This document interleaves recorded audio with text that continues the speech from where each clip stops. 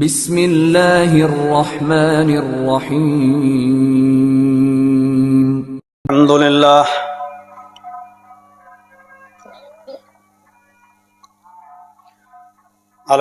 للہ نحمده ونستعینه ونستغفره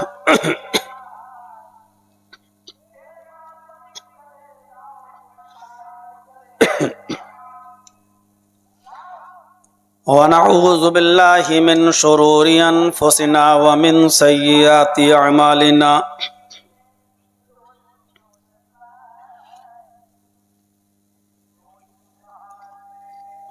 من يهده الله فلا مضل له ومن يضلله فلا هادي له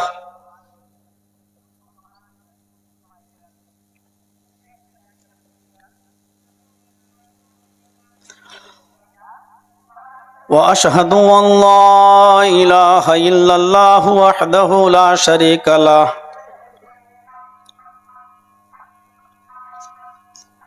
وأشهد أن محمدا عبده ورسوله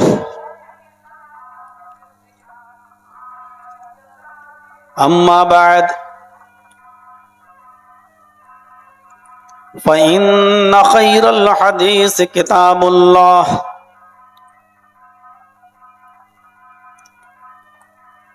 خير الهدي هدي محمد صلى الله عليه وسلم وشر الأمور محدثاتها وكل محدثة بدعة وكل بدعة ضلالة وكل ضلالة في النار.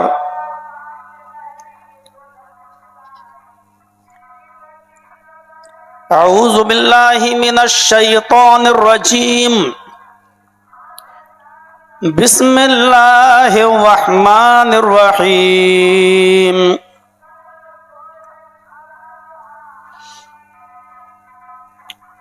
لقد جاءكم رسول من أنفسكم عزيز عليه ما عنتم حريص عليكم بالمؤمنين رؤوف رحيم. رب اشرح لي صدري ويسر لي أمري واحلل عقدة من لساني يفقهوا قولي.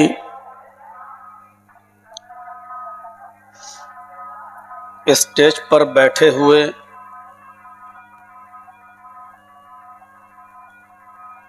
معزز و معقر علماء کرام،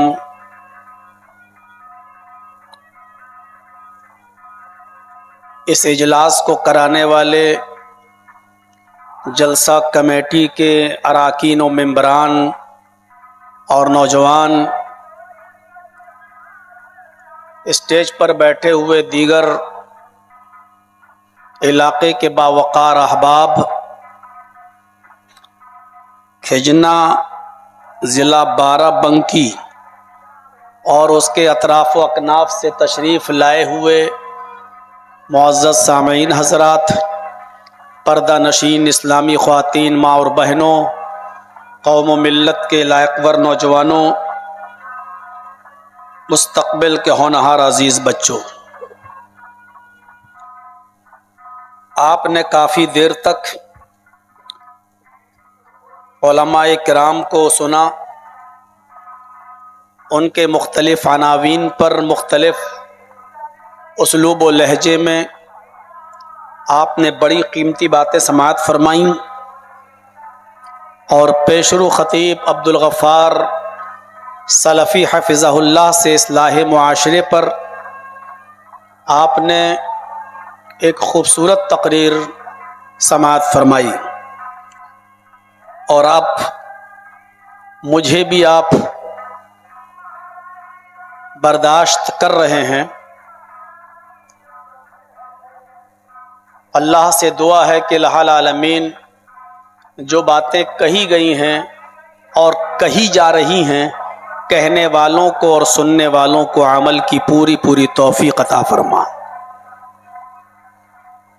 شیخ نے ابھی بتایا، ناظم اجلاس نے، کہ شیخ یہاں جس وقت آئے تھے تو اس وقت ان کی عمر 18 سال تھی،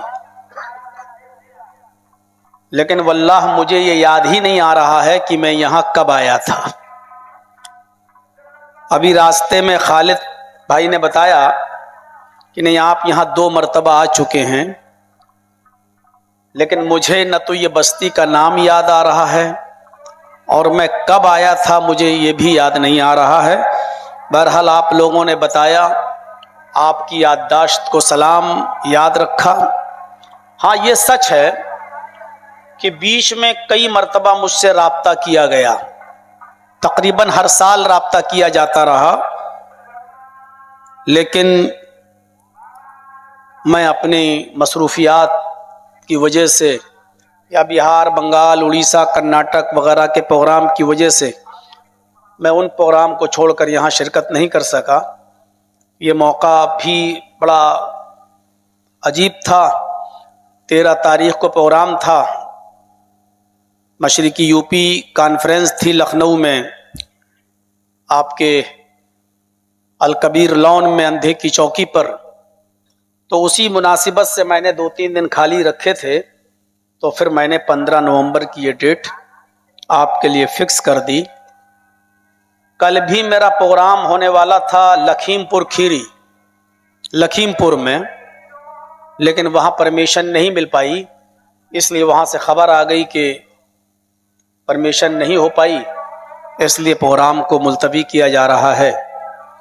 اور اب تو یہ حالات ہمیں اور آپ کو دیکھنے کو بھی ملیں گے اور سننے کو بھی ملیں گے، اور اللہ رب العالمین سے بس دعا کر سکتے ہیں کہ بار الہ ہمارے ملک میں، ہمارے پردیش میں، ہمارے اسٹیٹ میں، ہمارے صوبے میں امن و امان پیدا فرما، اور ہر مذہب کے لوگوں کو اپنی بات کہنے کی پوری آزادی عطا فرما۔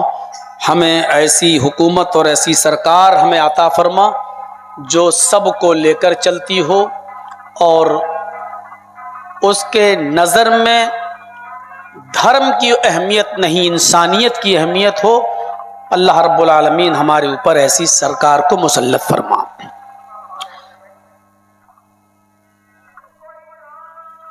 موضوع دیا گیا مجھے سیرت طیبہ اور اصلاح معاشرہ۔ یہ ایک موضوع نہیں ہے، یہ 2 موضوع ہیں۔ سیرت طیبہ ایک الگ موضوع ہے اور اصلاح معاشرہ ایک الگ موضوع ہے۔ اگر موضوع یہ ہوتا کہ معاشرے کی اصلاح سیرت طیبہ کی روشنی میں، تو وہ ایک ٹاپک ہوتا، ایک موضوع ہوتا، لیکن موضوع ہے سیرت طیبہ اور اصلاح معاشرہ۔ اصلاح معاشرے پر تو شیخ عبدالغفار صاحب سلفی حفظہ اللہ نے بہت کچھ بول دیا ہے، اس لیے میں اس ٹاپک کو نہیں چھوؤں گا۔ سیرت طیبہ کے تعلق سے کچھ باتیں ہمیں آپ کے سامنے رکھنی ہیں، اس امید کے ساتھ کہ اللہ رب العالمین ہمیں حق کہنے کی توفیق عطا فرمائے اور ہم سب کو اس پر عمل کرنے کی توفیق عطا فرمائے۔ سیرت طیبہ کا موضوع بھی بہت وسیع موضوع ہے، اس پر بولنے سے پہلے 1000 بار سوچنا پڑتا ہے کہ اس موضوع کو ہم کہاں سے اٹھائیں، شروع کہاں سے کریں اور کہاں پر جا کر ختم کریں۔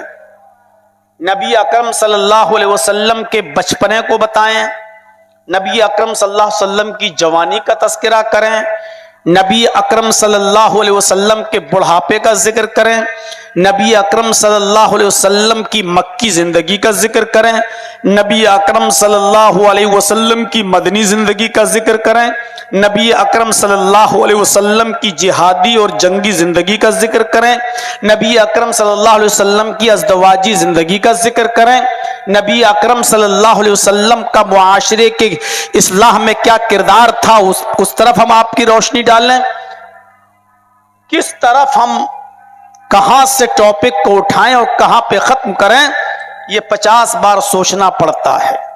اس لیے مختصر سے خطاب میں میرے بھائیوں، نبی اکرم کی پوری زندگی کا احاطہ ممکن نہیں ہے، اور نہ ہی کوئی بیان کر سکتا ہے۔ نبی اکرم صلی اللہ علیہ وسلم کی ایک زندگی تو وہ ہے جو بچپن سے لے کر 40 سال تک شروع ہوتی ہے، اور ایک زندگی وہ ہے جو 40 سال کے بعد نبی بننے کے بعد شروع ہوئی اور 63 سال تک رہی، 23 سالہ۔ اور اس 23 سالہ زندگی کے اندر بھی 13 سالہ مکی زندگی ہے اور 10 سالہ مدنی زندگی ہے۔ پھر ہجرت سے پہلے کی زندگی کیا ہے، ہجرت کے بعد کی زندگی کیا ہے، مکی زندگی کیا ہے، مدنی زندگی کیا ہے، اور پھر نبی اکرم کی زندگی کے آخری حالات،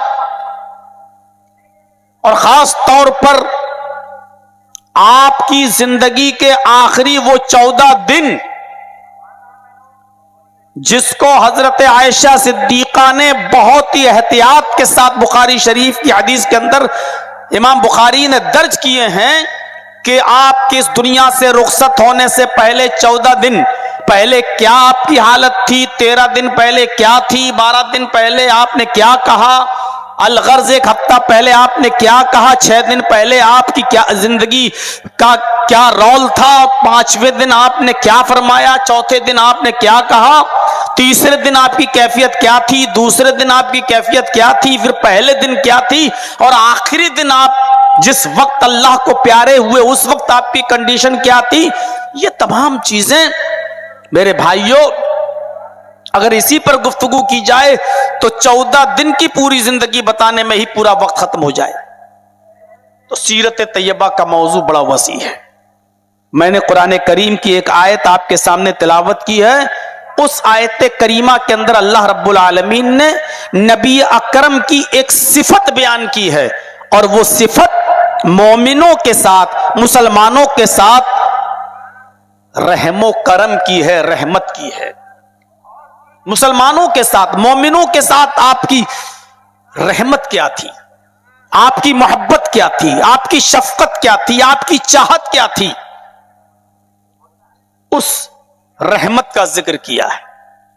ہم مسلمانوں کو سوچنا چاہیے کہ جس رسول نے ہم پر اتنی رحمت برسائی ہو، اتنا رؤوف الرحیم ہو، اور آج ہم اس نبی کے ساتھ کیا سلوک کر رہے ہیں اور اس رسول کے ساتھ ہمارا معاملہ کیا ہے، یہ ہر مسلمان کو سوچنا چاہیے۔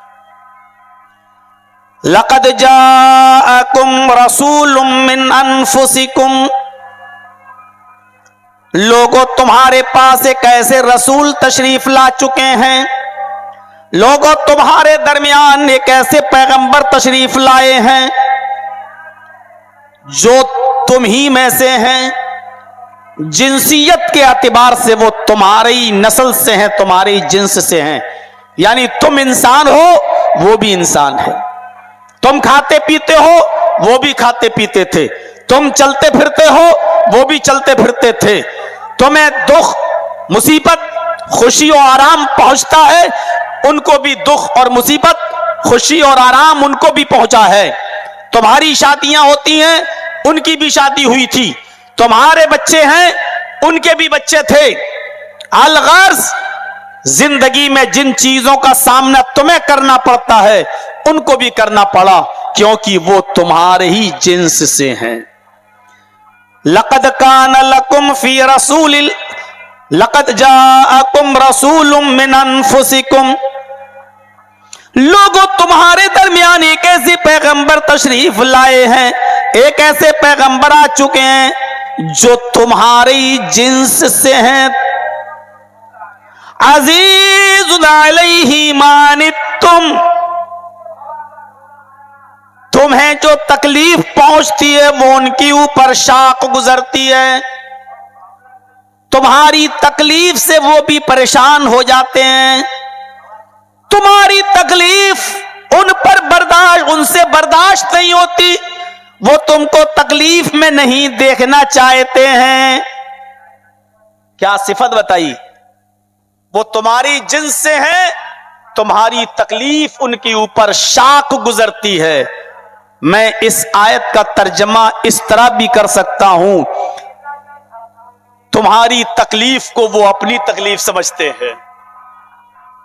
میں اس کا ترجمہ یہ بھی کر سکتا ہوں، کانٹا تمہارے پیر میں تو اس کا درد محمد الرسول اللہ اپنے دل میں محسوس کرتے ہیں. یعنی تمہاری تکلیف ان کو درد پہنچاتی ہے, وہ تمہیں تکلیف میں نہیں دیکھنا چاہتے ہیں.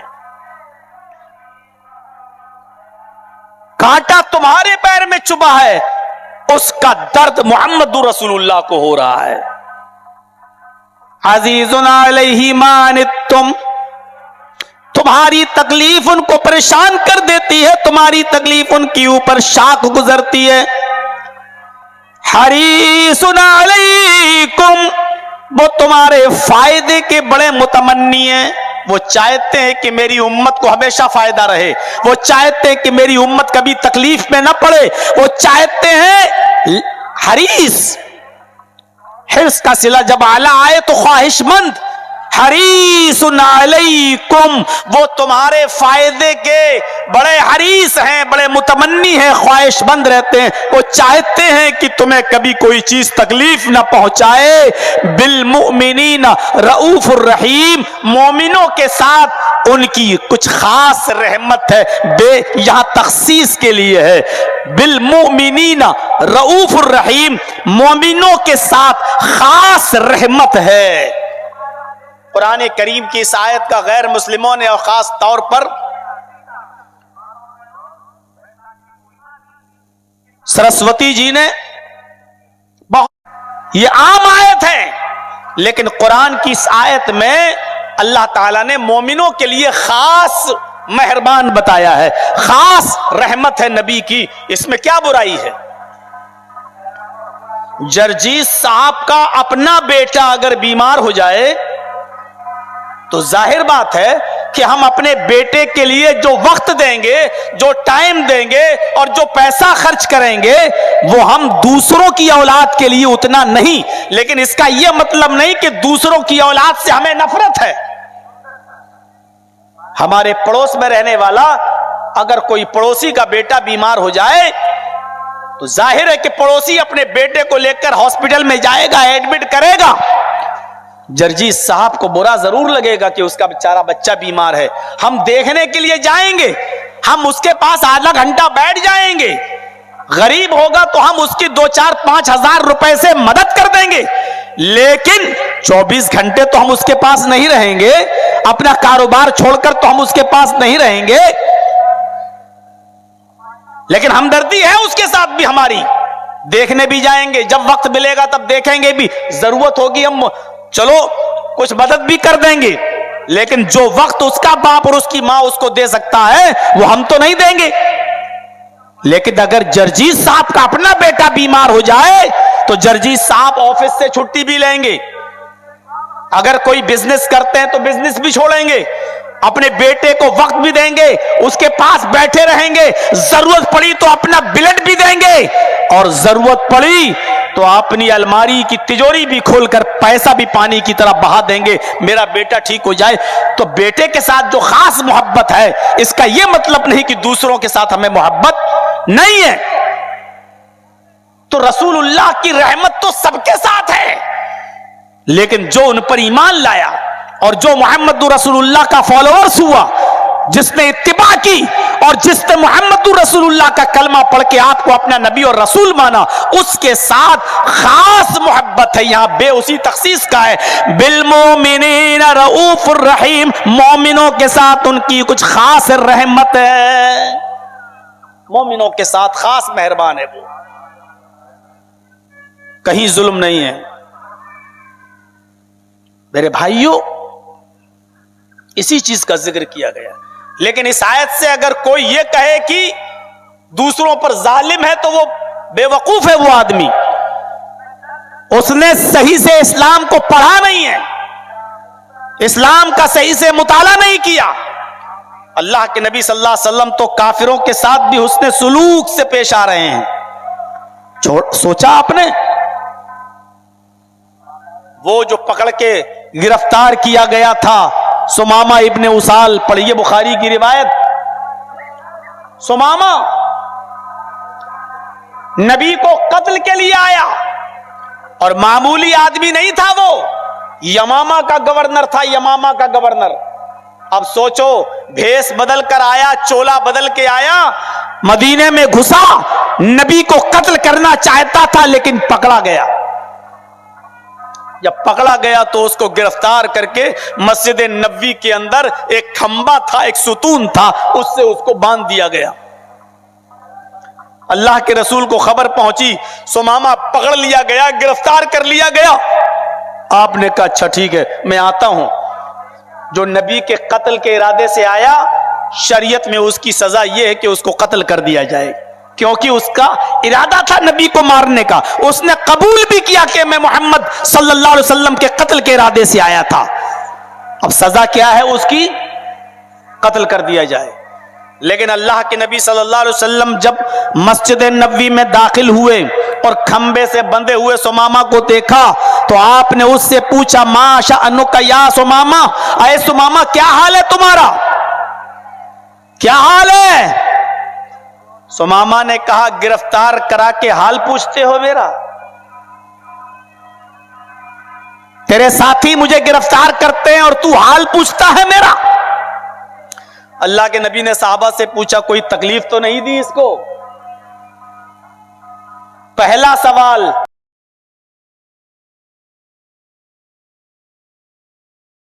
کوئی تکلیف تو نہیں دی اس کو؟ کہا بس گرفتار ہی کیا ہے، مارا پیٹا نہیں ہوں میں اس کو، کچھ نہیں، بس باندھ دیا ہے۔ آپ نے کہا ٹھیک ہے، اس کا خیال رکھو، کھانا وقت پہ دو، پانی وقت پہ دو، جس چیز کی ضرورت ہو اس کا خیال رکھو۔ مانوتا اور انسانیت کا اس سے بہتر درس ہمیں کہیں نہیں ملتا ہے۔ آپ نے سمامہ سے پوچھا، سمامہ بولو تمہارے ساتھ کیا سلوک کروں، تم ہی بتاؤ۔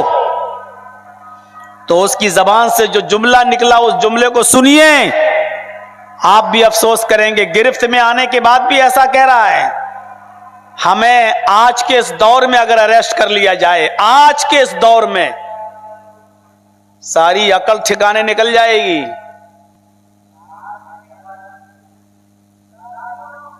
سر بدل جائیں گے۔ مدینے میں محمد رسول اللہ کی حکومت، صحابہ کا جمگھٹ، عمر جیسی شخصیت موجود، اور اللہ کے رسول کہتے ہیں کیا سلوک کروں؟ بولو سمامہ کیا کروں تمہارے ساتھ؟ سمامہ کا جواب دیکھو، مجھ سے کیا پوچھتے ہو؟ گرفتار آپ نے کروایا، پکڑا گیا، قتل کا مستحق ہوں میں۔ ان تقتل تقتل ذا دم، بخاری کے الفاظ، ان تقتل تقتل ذا دم، اے محمد اور کہو صلی اللہ علیہ وسلم، آپ اگر قتل کرنا چاہیں تو قتل کر سکتے ہیں اور میں قتل کے لائق ہوں۔ کیا کہہ رہا ہے سمامہ؟ میرا جرم ہے اتنا بڑا کہ میں قتل کیا جاؤں، میں نے جرم ہی اتنا بڑا کیا۔ اعتراف کر رہا ہے، اقرار کر رہا ہے، ایکسپٹ کر رہا ہے، سویکار کر رہا ہے کہ میں آپ کے قتل کے ارادے سے آیا۔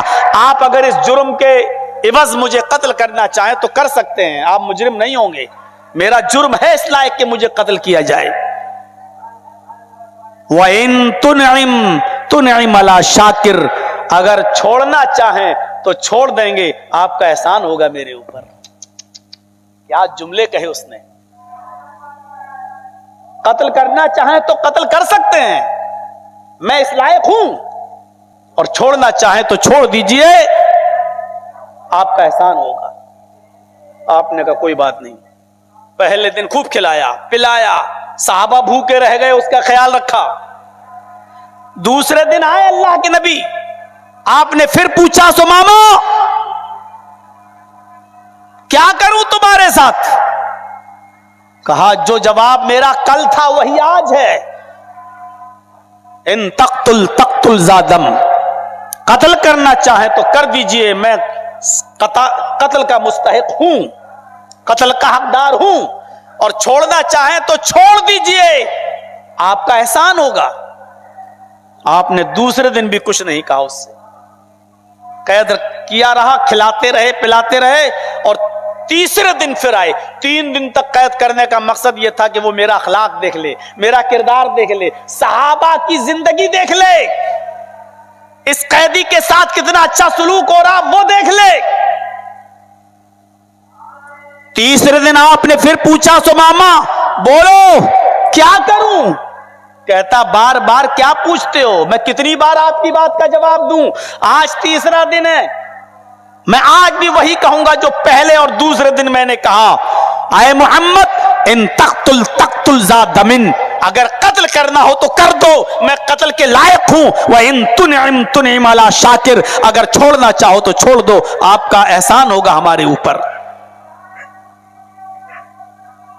اللہ کے نبی نے فرمایا اچھا ٹھیک ہے سمامہ میں چھوڑ دوں گا تمہیں، وعدہ کر لیا میں چھوڑ دوں گا تمہیں، یہ میرا وعدہ ہے، لیکن ایک شرط ہے میری. اس نے کہا شرط پہلے بتاؤ کیا ہے؟ اللہ کے نبی نے کہا میں تجھے چھوڑ دوں گا، شرط یہ ہے کہ تو مجھے ایک بار دیکھ لے. میں جب آتا ہوں تو چہرہ گھما لیتا ہے، میری شکل نہیں دیکھتا، ایک بار میری آنکھوں میں آنکھیں ڈال کر بات کر، مجھے دیکھ تو لے. جرجیت صاحب کو پھانسی کی سزا ہو جائے اور مودی جی اگر ہم سے کہیں کہ جرجیت صاحب ایک بار ہم کو دیکھ لو میں چھوڑ دوں گا، تو میں تو فوراً دیکھ لوں گا. بھائی زندگی بچ رہی ہے میری، میں تو فوراً دیکھ لوں گا. بھائی دیکھو جان بچاؤ یار. وہ کتنا ڈھیٹ تھا. اور پڑھیے آپ نے کہا میں چھوڑ دوں گا، اور رسول کبھی جھوٹ نہیں بولتے. میری آنکھیں اگر دیکھ رہی ہیں کہ آدمی میرے سامنے مرا ہے، ایکسیڈنٹ ہوا ہے، ٹرک اس کے اوپر چڑھا ہے، لیکن اگر اللہ کے رسول کہہ رہے ہیں کہ نہیں یہ مرا نہیں ہے، ایکسیڈنٹ نہیں ہوا ہے، بلکہ یہ ہارٹ اٹیک سے مرا ہے، ٹرک نہیں چڑھا ہے، تو ہمارا ایمان یہ ہونا چاہیے کہ جرجیس تیری آنکھیں جھوٹی ہیں لیکن محمد رسول اللہ کا فرمان جھوٹا نہیں. جب تک یہ ایمان نہیں ہوگا اللہ کے رسول کے اوپر، ہم سچے رسول کے ماننے والے نہیں ہو سکتے. کیا کہا؟ مجھے دیکھ لے میں چھوڑ دوں گا. اور سمامہ کا جواب بھی سنو کیا کہتا ہے. محمد صلی اللہ علیہ وسلم جا، نہیں دیکھتا تیرا چہرہ، جو کرنا ہو کر لے، قتل کرنا ہو قتل کر لے، قتل ہو جانا گوارا ہے، تیرا چہرہ دیکھنا گوارا نہیں. میں نے ایران کا بادشاہ دیکھا، میں نے توران کا بادشاہ دیکھا، میں نے اردن کا بادشاہ دیکھا، میں نے شام کا بادشاہ دیکھا، میں نے مصر کا بادشاہ دیکھا. ما رأیت وجہن اقبح من وجہک، میں نے جتنے چہرے دیکھے سب سے زیادہ گندا اور قبیح اگر کسی کا چہرہ ہے تو تیرا چہرہ ہے، جہاں نہیں دیکھتا تیرا چہرہ. ما رأیت وجہن اقبح من وجہک، دنیا میں سب سے گندا کسی کا چہرہ ہے تو تیرا چہرہ ہے. جس چہرے کو عرش والے نے سراجم منیرہ کہا ہو، چمکتا ہوا سورج، جس چہرے کو دیکھ کر کبھی حسان ابن ثابت نے کہا تھا وَأَحْسَنَ مِنْكَ لَمْ تَرَ قَطُّ عَيْنِي وَأَجْمَلَ مِنْكَ لَمْ تَلِدِ النِّسَاءُ. اے محمد صلی اللہ علیہ وسلم، دنیا میں کسی عورت نے آپ سے زیادہ خوبصورت بچہ پیدا کیا ہی نہیں، اور میری آنکھوں نے آپ سے زیادہ حسین آج تک کسی کو دیکھا ہی نہیں. اور جابر ابن سمرہ نے کہا تھا اللہ کے رسول 14ویں کے چاند کو دیکھتا ہوں اور آپ کے چہرے کو دیکھتا ہوں تو میرا دل یہ کہتا ہے کہ 14ویں رات کے چاند کو بھی اگر حسن ملا ہے، روشنی ملی ہے، تو میرے نبی کے چہرے سے ملی ہے. اس چہرے کے بارے میں یہ کہہ رہا دنیا کا سب سے گندا چہرہ اگر کسی کا تو تیرا ہے. آج یہ جملہ کسی کے بارے میں بول کے دیکھ لو، آپ گھر نہیں پہنچ پائیں گے، سسرال پہلے پہنچ جائیں گے. اور پھر کتنی دھاراؤں میں آپ اندر جائیں گے یہ ابھی آپ کو بھی پتا نہیں ہے. مدینہ نبی کا شہر. اور غور کرو جب اس نے کہا کہ سب سے گندا چہرہ آپ کا چہرہ, تو عمر فاروق کا ہاتھ تلوار کی میان پہ مچلنے لگا, یہ مچلنے لگا. نبی اکرم نے ایسے دیکھا اور کہا نہیں. آپ نے کہا سمامہ مجھے نہیں دیکھتا مت دیکھ, چل میرے شہر مدینہ کو دیکھ لے, ایک بار میرے شہر میں گھوم لے, دیکھ میرے صحابہ کی زندگی کیسی ہے, امن کتنا ہے, شانتی کتنی ہے, میری تعلیم کا اثر مدینہ میں کیا ہوا, ایک بار مدینہ دیکھ لے, مجھے نہیں دیکھتا مت دیکھ, میرا شہر دیکھ لے.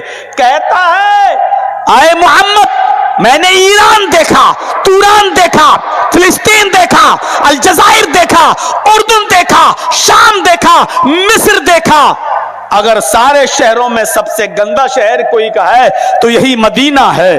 جہاں نہیں دیکھتا مدینہ, نہ تجھے دیکھتا نہ تیرے شہر کو دیکھتا. صلی اللہ علیہ وسلم.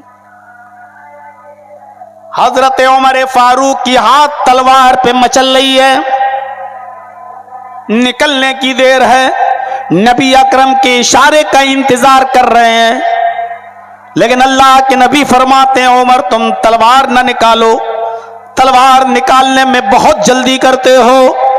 الخصائص الکبریٰ میں علامہ سیوطی نقل کرتے ہیں کہ اللہ کے نبی نے فرمایا کیا عمر تلوار نکالنے میں تم بہت جلدی کرتے ہو, جب تمہارے ہاتھ سے تلوار باہر آتی ہے تو محمد آسمان کی پیشانی پہ پسینہ دیکھ لیتا ہے, تلوار اندر رکھو. آپ نے کہا جاؤ اس کو چھوڑ دو. 3 دن قید کرنے کے بعد نبی کا چہرہ نہیں دیکھا, بستی مدینہ بھی نہیں دیکھا, پھر بھی آپ کہہ رہے ہیں چھوڑ دو. حضرت عمر تیار نہیں تھے, آپ کہہ رہے ہیں چھوڑ دو. جب اس کو چھوڑا گیا تو میرے بھائیوں حافظ احمد ابن حجر نے فتح الباری کے اندر لکھا جب اس کو چھوڑا گیا تو کہنے لگا محمد اس بات کی گارنٹی کیا ہے کہ میں مکے کے بارڈر تک آرام سے پہنچ جاؤں گا, ہو سکتا ہے آپ مجھے چھوڑ رہے ہیں اور میں مکے نہ جا پاؤں اور آپ کے ساتھی مجھے مکے پہنچنے سے پہلے قتل کر دیں, آپ کی پلاننگ ہو, اس بات کی کیا گارنٹی. آپ نے حضرت عمر سے کہا عمر مکے کے بارڈر تک چھوڑ کر آنے کی ذمہ داری تمہاری. لو جو قتل کرنے کے لیے تلوار نکال رہے تھے اسی کو باڈی گارڈ بنا دیا, جو قتل کرنے کے لیے تلوار نکال رہے تھے آپ نے انہی کو کہا عمر اب یہ میرا حکم ہے کہ یمامہ کے گورنر سمامہ کو کوئی تکلیف نہ ہو, مکے کے بارڈر تک چھوڑ کے آؤ پھر واپس آ جاؤ, مکے میں یہ چلا جائے اس کے بعد تمہاری کوئی ذمہ داری نہیں. لیکن مکے کے پھر کیوں آئے ہو, کہا گیا تھا آپ کی اجازت سے, آیا ہوں اپنی مرضی سے. کس لیے آئے ہو, میں نے تو تمہیں چھوڑ دیا. کہا چھوڑا کہاں ہے, اخلاق کی برسات کر کے رحم و کرم کی بارش کر کے آپ نے مجھے اپنا غلام بنا لیا ہے. آپ نے کہا صاف صاف بولو سمامہ کیا چاہتے ہو. کہا اللہ کے رسول یمامہ کی گورنری کا تاج اپنے پیروں سے ٹھکرانا چاہتا ہوں اور آپ کے پیروں کے جوتے اپنے ہاتھ سے اٹھا کر صاف کرنا چاہتا ہوں. میں آپ کے جوتوں کو صاف کرنے کے لیے آپ کا غلام بن کر چلا آیا. میں نے یمامہ کی گورنری چھوڑ دی اور میں اسلام قبول کرنے کے لیے چلا آیا. اے اللہ کے رسول مجھے کلمہ پڑھا دیجئے, مجھے اسلام کے اندر داخل ہونا ہے. اور مسجد میں داخل ہوتا ہے یہ کلمہ پڑھتا ہے اشہد ان لا الہ الا اللہ و اشہد ان محمدن عبدہ و رسولہ, یہ کلمہ پڑھ کر اسلام قبول کر لیتا ہے. میرے بھائیوں اپنی حکومت, اپنی سرکار, اپنی اتھارٹی, اپنا پاور, لیکن کوئی ظلم نہیں ہونے دیا. نبی کا اخلاق دیکھا اور اسلام لے آیا. میرے پیارے ساتھیوں یہ غیر مسلموں کے ساتھ نبی اکرم کا رحم و کرم تھا. سوچو جس کا غیر مسلموں کے ساتھ سلوک یہ ہو تو وہ تو مومنوں کے ساتھ بہت خاص رحمت والا ہے، تو مومنوں کے ساتھ اس کی رحمت کتنی خاص ہوگی۔ مسواک کرتے ہیں؟ نہ کرتے ہوں تو شروع کر دیجئے۔ اللہ کے رسول نے اس مسواک کو اپنے مرض الموت میں بھی نہیں چھوڑا۔ بخاری شریف کتاب الجنائز پڑھیے اور نبی اکرم کے انتقال کی کیفیت دیکھیے۔ حضرت عائشہ صدیقہ کی ران پر آپ کا سر ہے اور آخری دن ہے، فجر اور ظہر کے بیچ اللہ کے رسول اللہ کو پیارے ہو گئے۔ اسی بیچ میں حضرت عائشہ کے بھائی مسواک کرتے ہوئے آئے۔ اللہ کے نبی صلی اللہ علیہ وسلم کی آواز بند ہو چکی تھی، الفاظ نہیں نکل رہے تھے۔ آپ کی نظر اس مسواک کی اوپر پڑی تو آپ نے حضرت عائشہ سے اشارہ کیا، یہ مسواک۔ حضرت عائشہ نے کہا اللہ کے نبی کیا مسواک کریں گے؟ آپ نے سر ہلایا، ہاں۔ حضرت عائشہ نے اپنے بھائی سے مسواک لے لی، اللہ کے رسول کو دے دی۔ اللہ کے نبی نے مسواک کی تو حضرت عائشہ سے کہا، یعنی یہ سخت ہے، ٹائٹ ہے، اس کو اپنے دانتوں سے کچل دو، نرم کر دو۔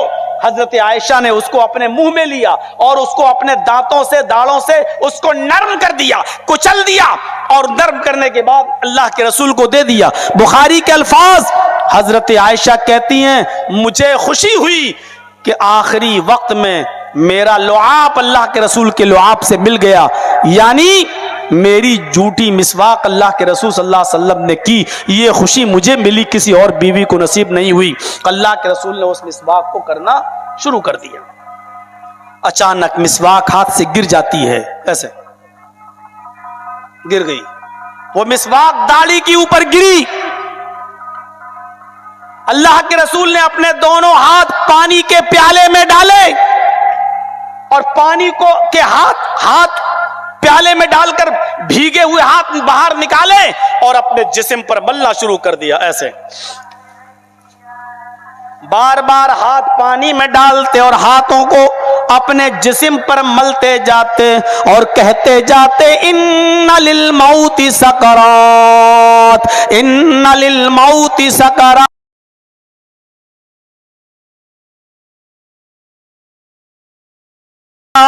لا الہ الا اللہ، ان للموت سکرات، اللہ کے علاوہ کوئی معبود نہیں، موت کے لیے بڑی سختیاں ہیں، موت کے لیے بڑی بے چینیاں ہیں۔ حضرت فاطمہ اپنے باپ کی اس تکلیف کو دیکھ کر کہنے لگی واہ کر بابتا، ہائے میرے ابو کی تکلیف، ہائے میرے ابو کی پریشانی، ہائے میرے ابو کی تکلیف۔ اللہ کے نبی نے اپنی بیٹی کو روتے ہوئے دیکھا تو فرمایا میری بیٹی تم غم نہ کرو، پریشان مت ہو جاؤ، آج کے بعد تمہارے باپ کو کبھی اتنی تکلیف نہیں ہوگی، آج کے بعد تمہارے باپ کو کبھی اتنی پریشانی نہیں ہوگی۔ مومن کو اگر موت کے وقت تکلیف ہو اور اس پر وہ صبر کرے تو یہ گناہوں کا کفارہ ہے، اور یہ تکلیف اگر صبر کرتا ہے اس تکلیف میں تو یہ تکلیف جنت میں لے جانے کا سبب بنتی ہے، جنت میں لے جانے کا باعث ہوتی ہے۔ میرے بھائیوں، اس مسواک کی اہمیت کو اب آپ نے اندازہ لگا لیا، جس کو اللہ کے رسول نے انتقال کے وقت بھی نہیں چھوڑا، اتنی محبت اس مسواک سے آپ کرتے تھے۔ حدیث کے الفاظ ہے کہ آپ مسواک کو اپنے کان میں لگا کر رہتے تھے، جیسی اذان کا وقت ہوتا تھا یا نماز کا، آپ فوراً مسواک کو کان سے نکالتے تھے اور دانتوں پہ رگڑتے تھے اور فوراً مسواک کرنے کے بعد مسجد میں چلے جایا کرتے تھے۔ اتنی امپورٹنٹ چیز، لیکن نبی اکرم صلی اللہ علیہ وسلم اپنی امت کے اوپر مہربانی کرتے ہوئے کیا کہتے ہیں، اپنی امت کے لیے رحم و کرم کرتے ہوئے کیا کہتے ہیں، لولا ان اشق علی امتی لامرتہم بالسواک عند کل صلاۃ۔ بخاری شریف کی روایت، اللہ کے نبی صلی اللہ علیہ وسلم فرماتے ہیں اگر میری امت کی اوپر مشکل نہ ہوتا، اگر میری امت پر دشوار نہ ہوتا، اگر میرے امت کے لیے ایک مشکل نہ ہوتا تو میں اپنی امت کو حکم دیتا کہ وہ ہر نماز سے پہلے مسواک کریں۔ हुक्म देता, नबी का हुक्म फर्ज हो जाता, मैं अपनी उम्मत पर फर्ज कर देता कि वो हर नमाज से पहले मिसवाक करें। लौला नशुक्क अला उम्मती, अगर मेरी उम्मत पर मुश्किल ना होता, लेकिन हर नमाज से पहले मिसवाक करना मेरी उम्मत पर बड़ा मुश्किल काम है। गांव देहात के लोग तो पेड़ों से दरख्तों से ले लेंगे, बीचों बीच शहर में रहने वाली आबादी ये मिसवाक कहां से लाती फिरेगी, कहां से लाएगी? अब जहां दूर दूर तक दरख्तों का पता भी नहीं है, कहां से मिसवाक तोड़ती फिरेगी, वो कहां से मिसवाक लाएगी? अल्लाह के रसूल ने फरमाया मेरी उम्मत पर यह मुश्किल है हर नमाज से पहले वो मिसवाक करें, इसलिए मैं उनको हुक्म नहीं दे रहा हूं। मिसवाक की बहुत अहमियत बताई है, लेकिन मेरे भाइयों आपने फर्ज नहीं किया। फर्ज अगर कर देते तो आज कितना मुश्किल होता। हाफिज अहमद इब्न हजर रहमतुल्लाह अलैह ने लिखा है फतहुल बारी के अंदर, अल्लाह के रसूल का मिसवाक का फर्ज न करना ये उम्मत पर शफकत है, उम्मत पर रहमत है। अगर आप मिसवाक फर्ज कर देते तो उम्मत को कितनी दुश्वारी होती और कितनी परेशानी होती। सोचें हम और आप, कितनी दिक्कत होती मिसवाक अगर फर्ज हो जाती तो। आइए एक और नाहिए से देखिए, एक और नजरिए से देखिए। अल्लाह के नबी सल्लल्लाहु अलैहि वसल्लम ने तरावी की नमाज रमजान के महीने में सिर्फ 3 दिन पढ़ाई। चौथे दिन आप निकले ही नहीं, सहाबा किराम इंतजार कर रहे थे, आप नहीं निकले। हुक्म दिया आपने अपने घर पे पढ़ लो, अकेले अकेले पढ़ लो। और बाद में जब फजर की नमाज पढ़ने के लिए आप आए तो साहबा ने कहा अल्लाह के रसूल हम चाहते थे कि आप हमें रोजाना जमात के साथ तरावी की नमाज पढ़ाएं, लेकिन आपने नहीं पढ़ाई, आप नहीं आए। आपने कहा मैं देख रहा था तुम्हारा शौक, मैं देख रहा था तुम्हारा इंतजार। मैंने कहा अकेले अकेले पढ़ लो, अपनी खुद जमात करके पढ़ लो। मैं इसलिए नहीं निकला कि मुझे डर लगा, मुझे खदशा हुआ कि अगर मैंने 1-2 दिन और जमात के साथ अगर नमाज पढ़ा दी तो कहीं अल्लाह की तरफ से जिब्राइल इस नमाज की फर्जियत का हुक्म लेकर नाजिल ना हो जाएं और इस नमाज को फर्ज न करार दे दें। अगर ये नमाज फर्ज हो जाएगी तो तुम्हारे ऊपर कितनी बड़ी मुसीबत हो जाएगी। मैंने इस नमाज को जमात के साथ इसलिए फर्ज नहीं पढ़ाया, बाद में नहीं निकला, मुझे खदशा हुआ कहीं तुम्हारे ऊपर फर्ज ना कर दी जाए। क्या अल्लाह के रसूल के ऊपर यह नमाज मुसीबत थी या जमात पढ़ाना मुसीबत था? नहीं, उम्मत पर शफकत, उम्मत पर रहमत। आपने कहा नहीं, साहबा ने कहा अल्लाह के रसूल हम तो चाहते थे आप पढ़ाएं। आपने कहा तुम तो चाहते थे, लेकिन मैं नहीं चाहता था कि अल्लाह की तरफ से यह नमाज हमारे ऊपर फर्ज कर दी जाए। कितना रहम था इस उम्मत के लिए मोहम्मद रसूलुल्लाह को। शफकत देखिए, मेहरबानी देखिए। बुखारी किताबुन निकाह के वो अल्फाज भी इसमें शामिल कर लीजिए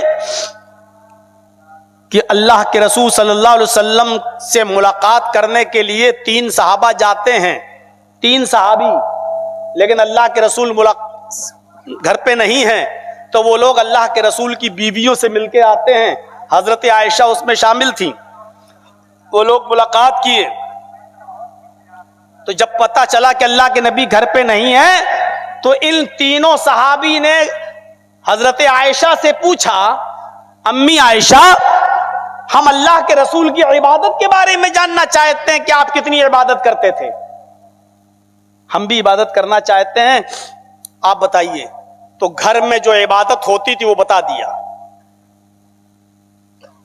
अल्लाह के रसूल इतनी देर सोते थे, फिर उठते थे, फिर तहज्जुद पढ़ते थे, महीने में इतना रोजा रखते थे, इतना छोड़ते थे नफली, सब बता दिया। अब ये तीनों लोग बाहर निकले। जब ये तीनों सहाबी बाहर निकले, बुखारी के अल्फाज, आपस में गुफ्तगू करने लगे। कअन्नहुम तकाल्लूहा, इन तीनों ने नबी अकरम की इबादत को कम समझा। क्या कहने लगे? अल्लाह के रसूल तो बख्शे बख्शाए हैं, वो तो जन्नती हैं, वो अगर इतनी इबादत नहीं भी करेंगे तो उनका क्या है, वो तो जन्नती हैं, हमें उनसे भी ज्यादा इबादत करना चाहिए। تو ایک صحابی ان میں سے کیا کہتے ہیں, میں آج کے بعد کبھی روزہ نہیں چھوڑوں گا, ہمیشہ دن میں روزہ رکھوں گا, کبھی کھاؤں گا پیوں گا نہیں, ہمیشہ روزہ رکھوں گا. دوسرے صحابی کہتے ہیں اچھا تم دن بھر روزہ رکھو گے, کبھی نہیں چھوڑو گے؟ کہا نہیں. دوسرے نے کہا کہ اب میں رات بھر نماز پڑھوں گا, کبھی نہیں سوؤں گا.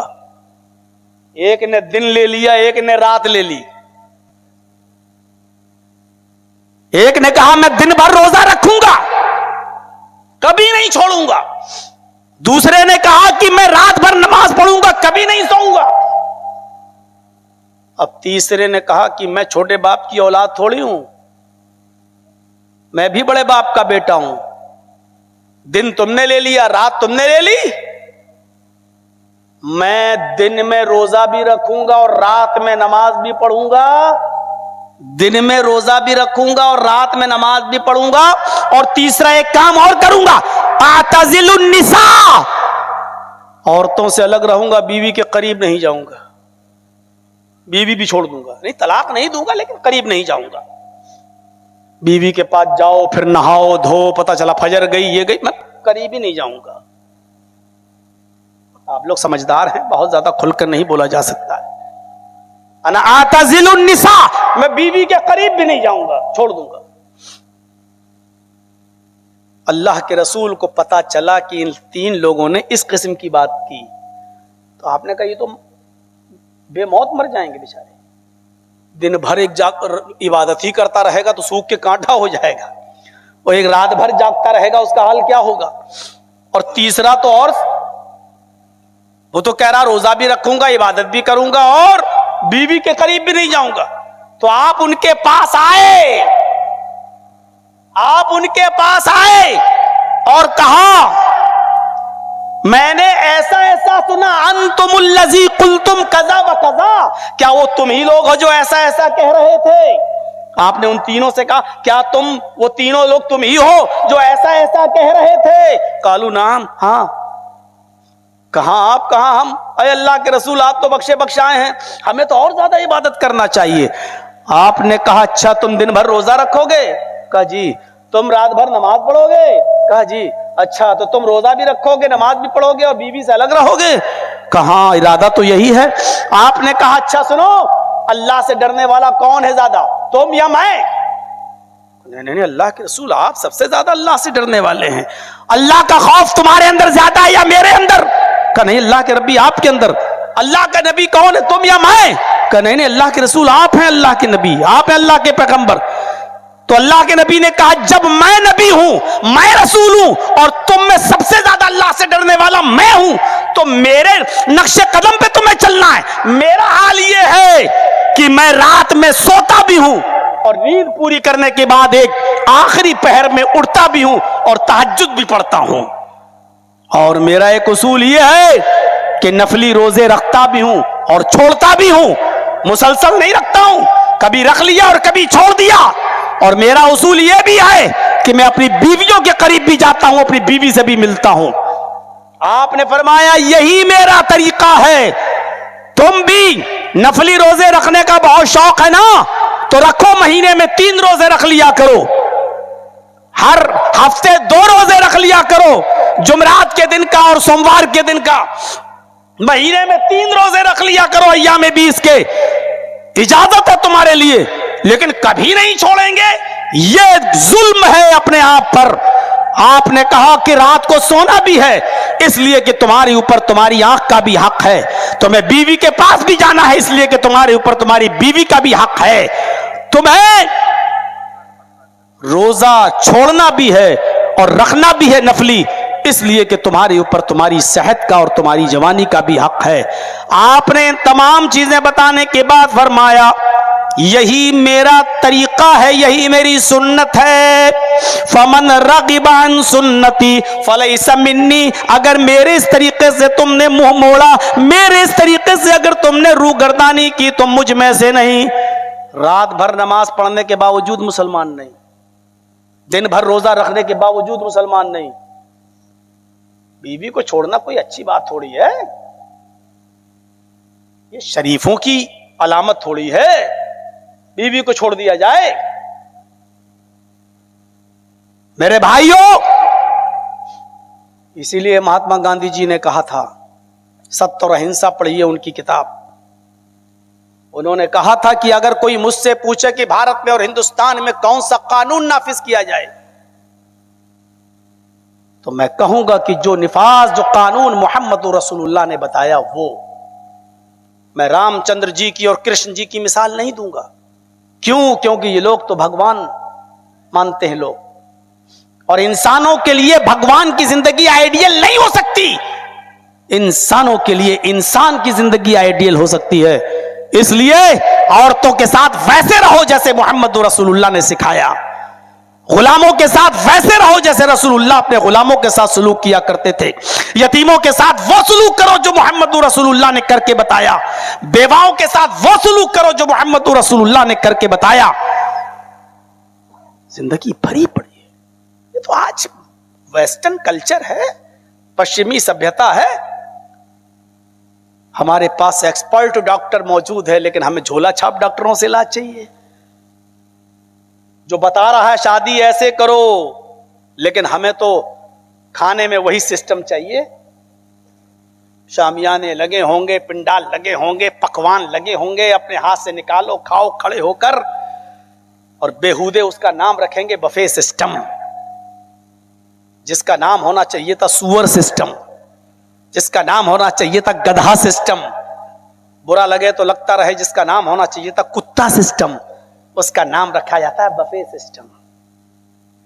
ہمارے پاس ایکسپرٹ ڈاکٹر ہے، حکیم، بہترین ڈاکٹر، غیر مسلم اسی سے اپنا علاج کر رہے ہیں، لیکن ہمیں تو جھولا چھاپ ڈاکٹر چاہیے.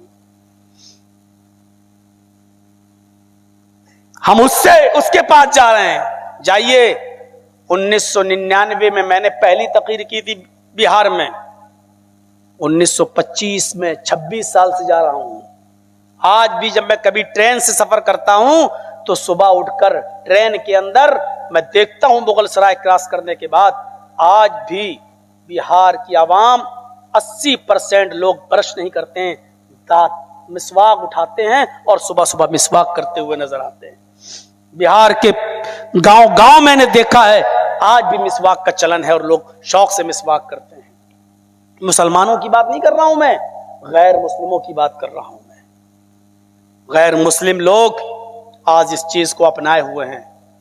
ہمیں تو ویسٹرن کلچر نے متاثر کر دیا ہے، ہم اس سے متاثر ہو گئے. میرے پیارے ساتھیوں، اللہ کے رات بھر نماز پڑھنے کے بعد بھی آپ نے کہا کہ تم مسلمان نہیں. یہ میری سنت ہے ہی نہیں. رات بھر نماز پڑھنے والا اور اس کو معمول بنانے والا جب اللہ کے نبی کہہ رہے وہ مجھ میں سے نہیں، تو رات بھر کرکٹ کھیلنے والوں، رات بھر کیرم بورڈ کھیلنے والوں، تمہارا شمار کن میں کیا جائے؟ نماز پڑھنے والوں کے لیے اللہ کے نبی صحابی سے اللہ کے نبی کہہ رہے ہیں، وہ صحابی جس کے پیروں میں لگی ہوئی دھول اور مٹی کے مقابلے میں ہم اور آپ نہیں ہے، اس صحابی سے آپ کہہ رہے ہیں کہ لیس منا، وہ ہم میں سے نہیں. اس سے کہہ رہے ہیں. ہماری اور آپ کی حیثیت کیا ہے؟ مولانا صاحب کتنی بھی تقریر کر لو، 18 سال کے تھے تب سے سن رہا ہوں تمہاری، جب سے نہیں مانی تو اب کیا مانیں گے؟ تم بولتے رہو، ہم وہی کریں گے جو کرتے چلے آئے، کوئی بات نہیں. یہ تو ہونا ہی ہے.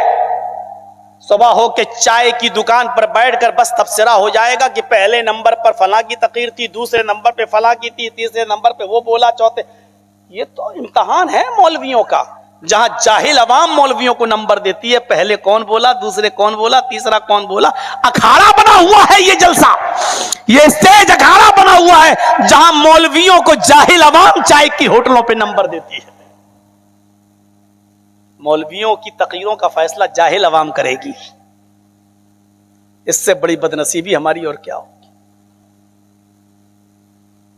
میرے پیارے بھائیوں سنیے، جب صحابی کو آپ کا یہ جواب تھا تو ہمارے اور آپ کے لیے کیا ہوگا؟ کھیلو رات بھر میچ، दिन बना दिया गया रात को।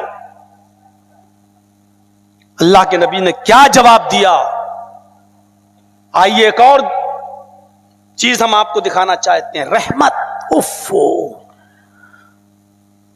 मेराज हुई और सुनिए, अल्लाह के नबी सल्लल्लाहु अलैहि वसल्लम को मेराज हुई, गए सिदरतुल मुंतहा तक पहुंच गए। जिब्रील ने कहा अब एक कदम भी आगे बढ़ाऊंगा तो हम जलकर राख हो जाएंगे, बस यहीं तक परमिशन है, इसके आगे आप जाइए। गए अल्लाह के नबी सल्लल्लाहु अलैहि वसल्लम। सुनिए मेरे भाइयों, बड़ा दिलचस्प वाकया मैं आपको सुना रहा हूं। अल्लाह के नबी जनाबे मोहम्मद रसूलुल्लाह सल्लल्लाहु अलैहि वसल्लम जब वहां पहुंचते हैं और जब वापस आते हैं, आए मोहम्मद मैं दुनिया में जा चुका हूं, मुझे तजर्बा है, मैं जानता हूं कि लोग कितने नमाज पढ़ते हैं। इन्ना उम्मतक ला तुतीक, आपकी उम्मत के अंदर 50 वक्त की नमाज पढ़ने की ताकत नहीं है। जाइए, अल्लाह बड़ा मेहरबान है, कम कराइए, अल्लाह कम कर देगा। अरे मूसा, तुम तो दुनिया में रसूल बन के जा चुके हो, क्या वाकई मेरी उम्मत इतनी नमाज नहीं पढ़ पाएगी? कहा नहीं। फौरन फिर गए अल्लाह के पास। अल्लाह ने 50 वक्त की नमाज फर्ज की लेके चले आए, कितने मुतियो फरमा बरदार थे, लेकिन सुना कि मेरी उम्मत 50 वक्त की नमाज नहीं पढ़ पाएगी। तड़प गए, अल्लाह कर मेरी उम्मत नहीं पढ़ पाएगी तो मैं अपनी उम्मत को जहन्नम में जाता हुआ नहीं देख सकता। फिर गए, बाहरे उम्मतियो, 5 वक्त की नमाज भी तुम्हारे ऊपर पहाड़ गुजरती है। फिर गए, अल्लाह ने कहा क्या हुआ? कहा अल्लाह मेरी उम्मत 50 वक्त की नमाज नहीं पढ़ सकती। ओह, क्या चाहते हो? कहा अल्लाह कुछ कम कर दे। ओह, डिस्काउंट चाहते, कंसेशन। अल्लाह मेरी उम्मत नहीं पढ़ पाएगी, कम कर दे। अल्लाह ने कहा जाओ 10 वक्त की नमाजें कम कर दी, 40। फर्मा बरदारी देखिए, फिर चले आए। मूसा अलैहिस्सलाम फिर मिल गए, कहा कम हो गई? हाँ मूसा बहुत बहुत शुक्रिया तुम्हारा, अल्लाह ने 10 कम कर दी। कहा कितनी कम की? कहा 10। कहा अभी 40 वक्त की है। कहा मेरा तजर्बा है 40 वक्त की भी नहीं पढ़ पाएगी आपकी उम्मत। तो कहा फिर जाइए। कहा अल्लाह के नबी ने कहा बार बार जाऊं? कहा अरे बड़ा मेहरबान है तुम्हारा रब, जाओ। इन्ना उम्मत ला तुतीक, 40 वक्त की नमाज की ताकत नहीं आपकी उम्मत में। फिर चले गए। अल्लाह ने कहा क्या हुआ? कहा अल्लाह 40 भी ज्यादा है। अच्छा अच्छा अच्छा, और कम कर दूं? जी जाओ 10 और कम कर दी, 30। फिर मूसा अलैहिस्सलाम मिल गए, कहा कितनी रह गई? कहा 30। कहा मोहम्मद ये भी ज्यादा है। कहा मूसा कितने बार जाऊं? कहा अरे अल्लाह ने डांटा है क्या? कहा नहीं। तो जाओ ना, आपकी उम्मत 30 की भी नहीं पढ़ पाएगी। फिर गए, अल्लाह 30 भी ज्यादा है। कहा मोहम्मद जाओ 20, 10 और कम कर दी। मूसा अलैहिस्सलाम ने कहा 20 भी ज्यादा है, मुझे तजर्बा है, मेरी बात मानो। कहा मूसा बार बार क्यों भेज रहे हो? कहा जाओ। फिर गए, अल्लाह मेरी उम्मत 20 की भी नहीं पढ़ पाएगी। कहा ठीक है 10 की तो पढ़ लेगी। हाँ हाँ हाँ 10 ठीक है। फिर चले आए, मूसा और कम कर दी अल्लाह ने। कितनी? कहा 10 और कम कर दी, अब 10 रह गई। कहा बस 10 भी लेके चले आए। कहा मूसा 50 से 10 इतना कम? कहा यह भी ज्यादा है। अब मूसा अलैहिस्सलाम ने अपना तजर्बा अब बयान कर दिया। अल्लाह के नबी नहीं जा रहे थे कि मूसा अब नहीं जाऊंगा, 10 बहुत हैं, बस काफी हैं, 10 पढ़ लेगी मेरी उम्मत। तब मूसा अलैहिस्सलाम ने अपना तजर्बा बयान किया, आए मोहम्मद आपकी उम्मत पर 10 वक्त की नमाज, मेरे ऊपर तो सिर्फ 2 वक्त की नमाज फर्ज थी, सुबह और शाम। मेरी उम्मत 2 वक्त की भी नमाज नहीं पढ़ पाई, आपकी उम्मत 10 वक्त की कैसे पढ़ेगी? जाइए एक बार और जाइए। अल्लाह 10-10 कम कर रहा है, अब 10 कम हो जाएगी। फिर गए मूसा अल्लाह के नबी सल्लल्लाहु अलैहि वसल्लम, अरे अल्लाह अब नाम ले दिया। अल्लाह मूसा कह रहा है कि मेरी उम्मत 2 वक्त की नहीं पढ़ पाई। اللہ تو جانتا ہی ہے کہ کون بھیج رہا ہے. تو کہا اچھا اور کم چاہتے ہو؟ کہاں؟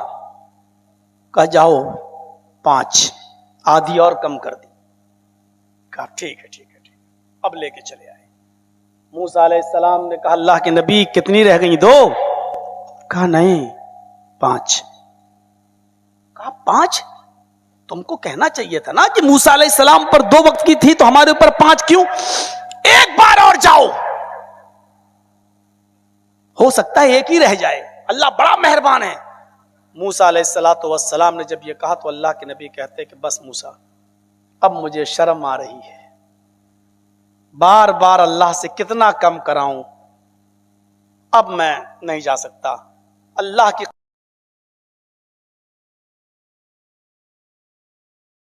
قسم مجھے اللہ کے پاس بار بار جانے میں شرم آ رہی ہے. جیسے ہی یہ جملہ نکالا غیب سے آواز آئی، آئے محمد تم میری رحمت سے شرما گئے، میری رحمت سے نا امید ہو گئے، اگر ایک بار اور آ جاتے تو قسم ہے مجھے اپنے عزت و جلال کی میں اور کم کر دیتا، لیکن تم مجھ سے شرما گئے، میری رحمت سے نا امید ہو گئے، کہہ دیا اللہ کی قسم اب میں نہیں جاؤں گا، تو مجھے بھی قسم ہے اپنے عزت و جلال کی اب 5 سے کم نہیں کروں گا. جاؤ 5 وقت کی نماز میں نے تم پر اور تمہاری امت پر فرض کر دی. موسیٰ علیہ السلام کہتے ہیں لو اب یہاں جتنے بیٹھے ہیں اکثر نوجوان سوچ رہے ہوں گے کاش ایک بار اور چلے گئے ہوتے اللہ کے رسول، ایک بار اور چلے گئے ہوتے تو 3 اور کم ہو جاتی، صبح اٹھ کے پڑھ لو شام کو پڑھ لو، صبح شام کی رہ جاتی.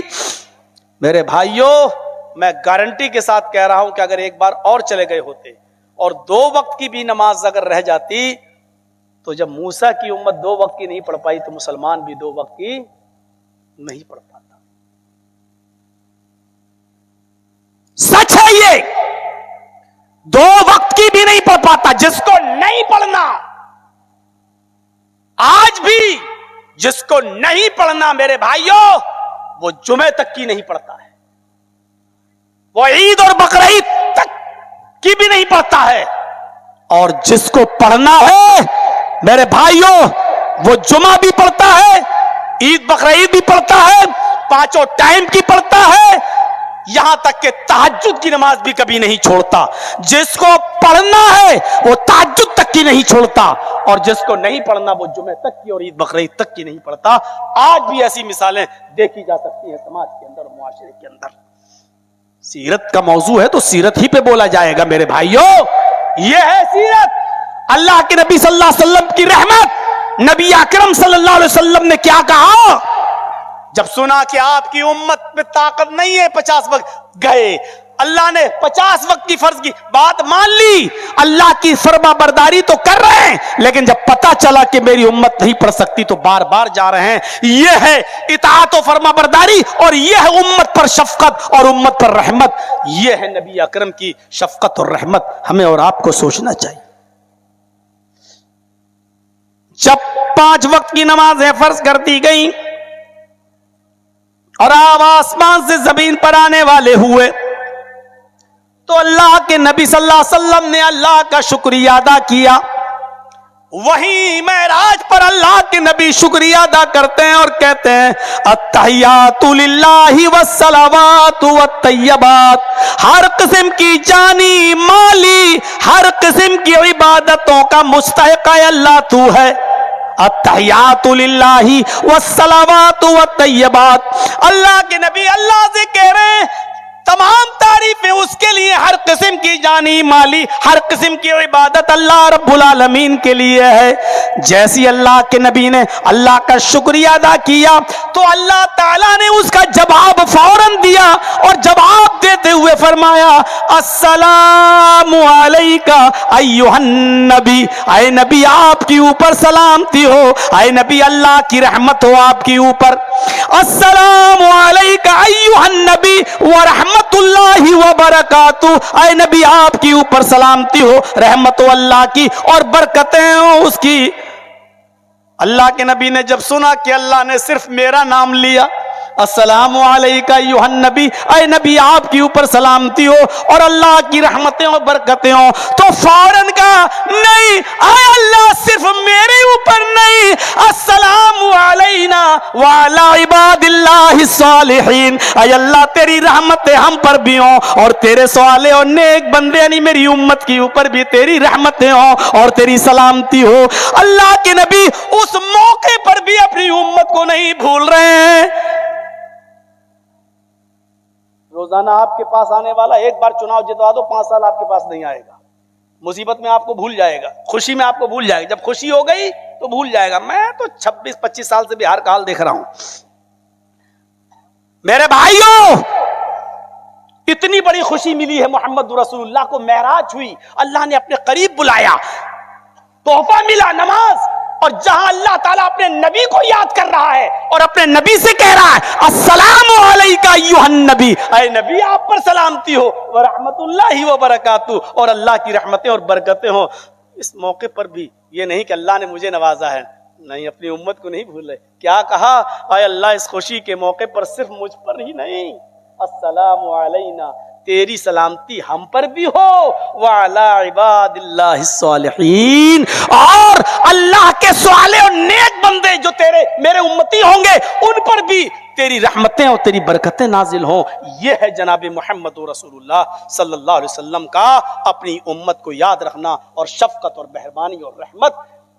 उम्मत क्या सबूत पेश कर रही है।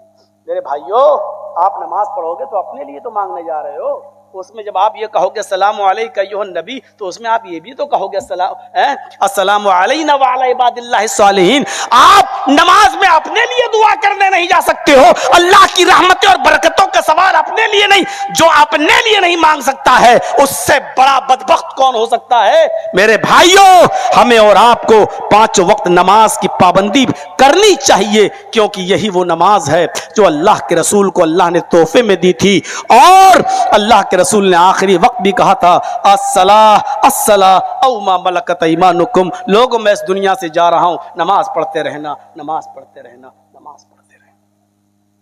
ये नबी की शफकत थी। एक शफकत और, एक रहमत और सुन लीजिए अल्लाह के रसूल की। अल्लाह ने आदम को भेजा, अल्लाह ने नूह को भेजा, अल्लाह ने जकरिया को भेजा, यहया को भेजा, इब्राहिम को भेजा, याकूब को भेजा, इदरीस को भेजा, मूसा को भेजा, ईसा को भेजा। दुनिया में बहुत से नबी आए। सारे नबियों को इस दुनिया में जब भेजा तो अल्लाह ने हर नबी को एक दुआ से नवाजा। ये एक दुआ ऐसी है जो हम तुम्हारी जरूर कबूल करेंगे। हर दुआ कबूल करना ये मेरे ऊपर जरूरी नहीं है, लेकिन एक दुआ हम तुम्हारी मर्जी के मुताबिक कबूल करेंगे। इख्तियार है, बोलो क्या मांगते हो। आदम से लेकर मोहम्मदुर रसूलुल्लाह सल्लल्लाहु अलैहि वसल्लम तक जितने भी नबी आए, अल्लाह ने सबको एक एक दुआ मांगने का इख्तियार दिया। इख्तियारी दुआ, इख्तियार दिया, जो मांगोगे हम तुम्हें देंगे।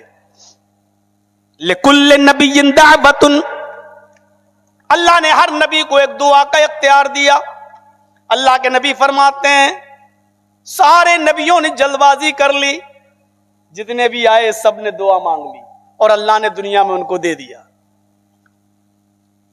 इब्राहिम ने अपनी दुआ मांग ली, इस्माइल ने अपनी मांग ली, यहया ने अपनी मांग ली, जकरिया ने अपनी मांग ली, यूसुफ ने अपनी मांग ली, याकूब ने अपनी मांग ली, नूह ने अपनी मांग ली, मूसा ने अपनी मांग ली, ईसा ने अपनी मांग ली। जो मांगा अल्लाह ताला ने उन नबियों को दे दिया, नवाज दिया। जब उसने मोहम्मद रसूलुल्लाह सल्लल्लाहु अलैहि वसल्लम को इस दुनिया में भेजा तो नबी अकरम सल्लल्लाहु अलैहि वसल्लम से फरमाया एक दुआ का इख्तियार तुम्हें भी है, जो मांगोगे तुम्हें दिया जाएगा, जो कहोगे मैं तुम्हें दूंगा। बताओ क्या है तुम्हारी दुआ। हजरत आयशा कहती हैं अल्लाह के नबी 2-2 महीने घर में चूल्हे नहीं जलते, भूखी रह जाती हूँ, 2-2 महीने पानी और खजूर पे गुजारा चलता। अल्लाह से तंगी दूर करने की दुआ मांग लीजिए, जिंदगी भर हम आराम से खाएंगे पिएंगे, हमें फाके से नौबत नहीं आएगी।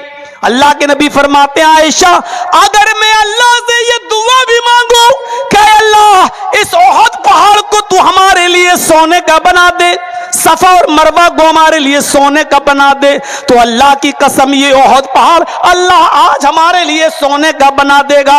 और जहां मैं चलूंगा ये पहाड़ भी मेरे साथ साथ चलेगा।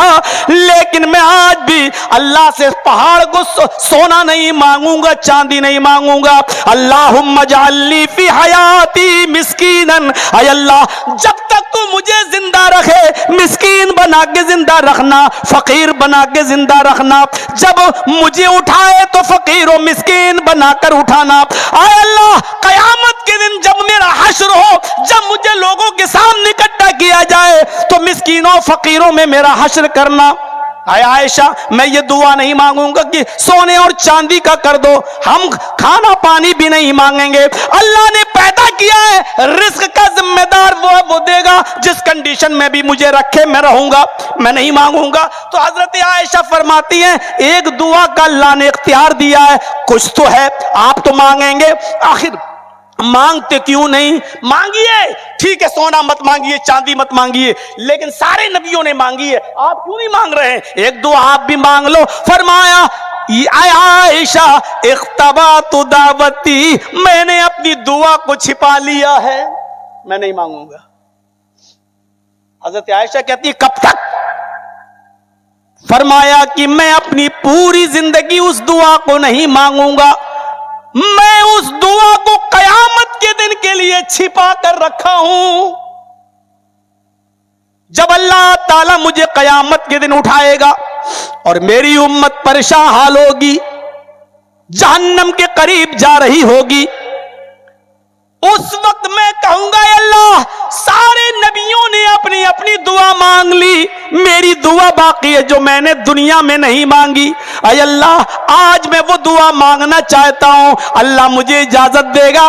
क्या है मोहम्मद, हाँ तुम्हारी दुआ बाकी रह गई है, मांगो, क्या मांगते हो? उस वक्त मैं दुआ मांगूंगा। हजरत आयशा कहती हैं क्या दुआ मांगेंगे? फरमाया रहमतल लिउम्मती, उस दिन मैं अपनी उम्मत पर रहमो करम की दुआ मांगूंगा। अल्लाह से कहूंगा कि अल्लाह मेरी उम्मत को बख्श दे, अल्लाह मेरी उम्मत पर रहम फरमा। मैंने उस दुआ को कयामत के दिन के लिए छुपा कर रख लिया है। जब मेरी उम्मत परेशान हाल होगी उस वक्त मैं उम्मती उम्मती कहूंगा और अल्लाह से अपनी उम्मत की शिफाअत के लिए दुआ करूंगा। अल्लाह मुझे इजाजत देगा, मैं सजदे में गिर जाऊंगा, अल्लाह की हम्दो सना बयान करूंगा। फिर अल्लाह ताला कहेगा सर उठाओ, आए मोहम्मद जो मांगोगे तुम्हें दिया जाएगा, मांगो, क्या मांगते हो? उस वक्त मैं अपनी उम्मत की सिफारिश कराऊंगा, अपनी उम्मत के गुनाहगारों को जन्नत में ले जाने की कोशिश करूंगा। यह दुआ मैंने छिपा कर रखी है। मुशरिक को छोड़कर, उनको जिन्होंने अल्लाह को छोड़कर गैरों को अपना महबूद बनाया है, जिन्होंने अल्लाह को छोड़कर गैरों को अपना दाता समझा है, जिन्होंने अल्लाह को छोड़कर गैरों के सामने दस्त दराज सवाल किया है, ऐसे लोगों के लिए मेरी सिफारिश नहीं होगी। हर उस शख्स के लिए सिफारिश करूंगा जो तौहीद पे मरा होगा, शिर्क पर नहीं मरा होगा, मैं उसको जन्नत में ले जाऊंगा। नबी अकरम एक दुआ दुनिया में नहीं मांग रहे हैं। अभी जरजीत साहब किसी पार्टी का प्रचार करने पहुंच जाएं और उनसे कहा जाए, चीफ मिनिस्टर पूछे बोलो बहुत बड़ा काम किया, क्या चाहिए? तो मैं तो फौरन कह दूंगा लाल बत्ती चाहिए, मुझे एमएलसी बना दो, ये चाहिए। भाई मैंने बहुत बड़ी कुर्बानी दी है आपके लिए, ये बनाइए वो बनाइए। अल्लाह ताला कह रहा है नबी मांगो, क्या मांग रहे हो? सोना चांदी दौलत, क्या इख्तियार है, जो कहोगे दूंगा। अल्लाह के नबी कहते हैं आयशा मैं नहीं मांगूंगा, इख्तबातु दावती, मैंने अपनी दुआ को छिपा लिया है। इख्तबातु मैंने छिपा लिया है, नहीं दुनिया में नहीं मांगूंगा, कयामत के दिन मांगूंगा। क्या रहमत थी रसूलुल्लाह की अपनी उम्मत के साथ। समझो ये रसूल कितना बिल मोमिनीन रऊफुर रहीम, मोमिनों के साथ खास है उसकी रहमत। एक घर गए, अल्लाह के रसूल देखा कि रस्सी बंधी हुई है। आपने कहा ये रस्सी कैसी बंधी है? फरमाया अल्लाह के रसूल इसमें एक औरत है, घर में रहती है, रात भर नमाज पढ़ती है, जब वो ऊँघने लगती है तो रस्सी पे गिर जाती है, वो उसकी नींद खुल जाती है। आपने कहा अल्लाह को ऐसी इबादत पसंद नहीं है जो ऊँघ ऊँघ कर की जाए, جب نیند آ جائے تو سو جایا کرو. رات میں تمہارے اوپر سونا بھی ضروری ہے, کیونکہ تمہارے اوپر تمہاری آنکھ کا بھی حق ہے. محمد رسول اللہ کو بالکل اس بات کی ضرورت ہی نہیں آپ نے محسوس کی کہ لوگ جاگتے رہیں اور نماز پڑھتے رہیں اور اونگ رہیں تب بھی نماز پڑھیں. آپ نے فرمایا تمہارے اوپر تمہاری آنکھ کا بھی حق ہے. یہ رحمت نہیں تو اور کیا ہے؟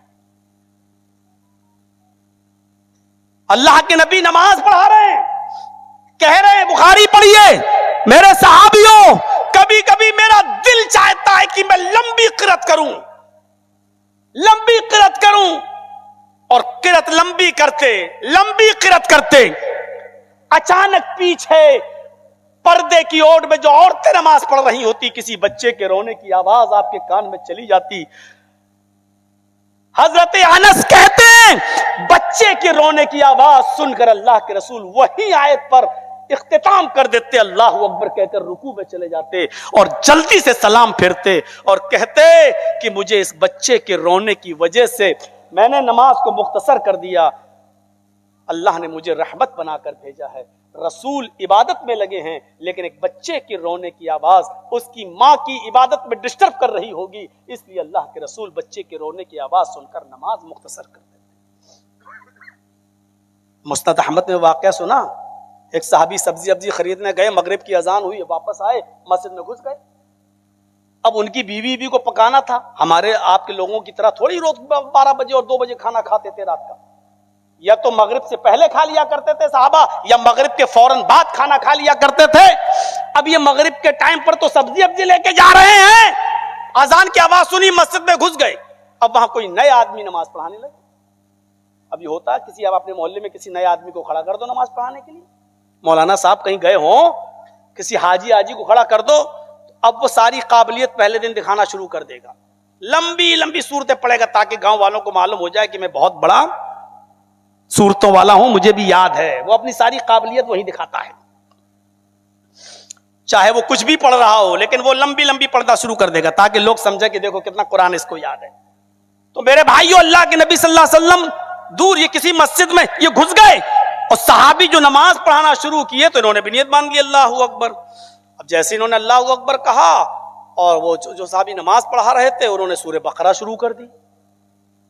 اب سورہ بقرہ تو 2.5 پارے کی, مغرب کی نماز, اور پڑھنے لگا الف لام میم ذالک الکتاب لا ریب فیہ ھدی للمتقین الذین یؤمنون. یہ سمجھے یہ تو 2.5 پارے کی سورت پڑھے گا, یہ تو میری حالت خراب ہو جائے گی, ابھی تو گھر پہ کچھ پکا بھی نہیں, میرے بچے بھوکے ہوں گے. انہوں نے نیت توڑی, بھاگ گئے اپنے گھر. یہ صحابی اپنے گھر گئے, صبح ہو کے شکایت پہنچ گئی, اے اللہ کے رسول نماز توڑ کے بھی کوئی بھاگتا ہے؟ آپ نے کہا کون بھاگا؟ کہ فلاں فلاں. بلایا گیا, یہ کیا بات رہی, تم نماز چھوڑ کے چلے گئے؟ کہ اللہ کے رسول ہمیں کیا معلوم, نماز چھوڑ نہیں معلوم تھا مسئلہ. کہ اللہ کے رسول میرے بچے بھوکے تھے, بیوی نے سبزی ابزی منگائی تھی, میں لے کے جا رہا تھا, ابھی پکی تھی نہیں, میرے ہاتھ میں سبزی تھی, اذان ہوئی, میں گھس گیا مسجد میں, یہ سورہ بقرہ پڑھنے لگے. میں سمجھا 2.5 پارے کی سورت ہے, یہ ختم کریں گے بہت دیر میں, تب تک تو ہمارا حال برا ہو جائے گا, بچے ہمارے بھوکے. کہ سورہ بقرہ پڑھنے لگے. اب اللہ کے رسول نے ان کو نہیں ڈانٹا جو نیت توڑے تھے, آپ نے اس کو ڈانٹا جو سورہ بقرہ پڑھ رہے تھے. ادھر آؤ, تم لوگوں کو فتنے میں ڈالنا چاہتے ہو, لوگوں کو فتنے میں ڈالنا چاہتے ہو.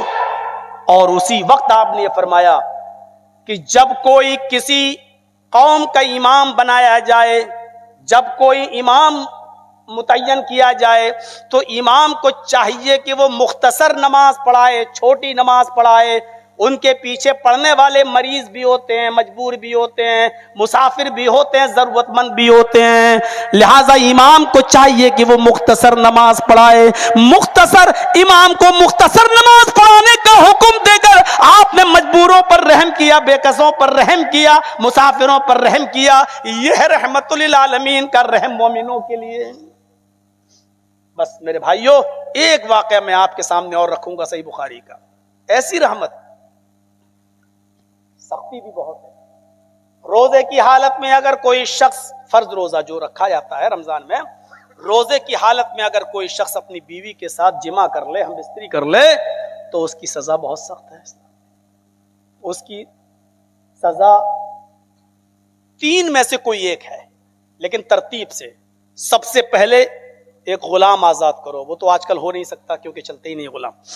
ایک غلام آزاد کرو. پہلی بات تو وہ روزہ آپ کا خراب ہو گیا, اس روزے کو تو پورا کرنا ہی کرنا پڑے گا, یہ بات میں آپ کو پورا کرنا پڑے گا. اس کے علاوہ آپ کو ایک غلام آزاد کرنا پڑے گا. غلام آزاد کرنے کی طاقت نہیں ہے تو اب دوسرے نمبر پہ جو سزا ہے وہ ہے 60 روزے رکھے گا. 60 روزے. رمضان کے روزے تو ہیں ہی, وہ تو الگ. اس روزے کو خراب کرنے کے سزا میں پنشمنٹ کے طور پر 60 روزے, اور 60 روزے بھی کیسے؟ شہرین متتابعین, کنٹینیو, ریگولر, پے در پے, مسلسل, ایک بھی بیچ میں ناگا نہیں ہونا چاہیے. ایک کل پرسوں نرسوں سب. اگر ایک بھی چھوڑ دیا آپ نے, اگر 50 روزے رکھ لیے, اب چھوڑا کہ سوچ لیا تھوڑا ایک دو چھوڑ دیتا ہوں, 10 ہی تو رہ گئے ہیں. آپ نے اپنی مرضی سے اگر چھوڑ دیا تو 50 بیکار. اب پھر سے 1 سے 50 رکھو.